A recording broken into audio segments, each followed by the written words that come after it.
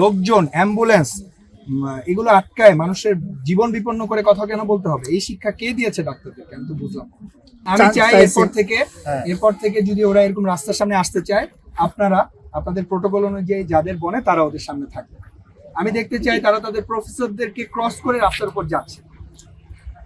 এই আমার মনে হয় না এই ধরনের উদ্ধত্ত, এই ধরনের বেয়াদবি করার মতো ছেলে আমাদের মেডিকেল কলেজের ছেলে। আচ্ছা, ইনশাআল্লাহ আমরা এই যে ক্রাইসিসটা হচ্ছিল,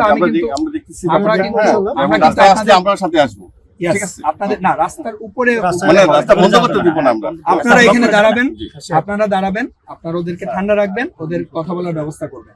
রাস্তার উপরে হবে আমরা আমাদের শান্তিপূর্ণটা হঠাৎ করে তো বিশৃঙ্খল তৈরি হয়েছে। শান্তিপূর্ণ হঠাৎ করে বিশৃঙ্খলা হয়নি। এটা গতকাল রাত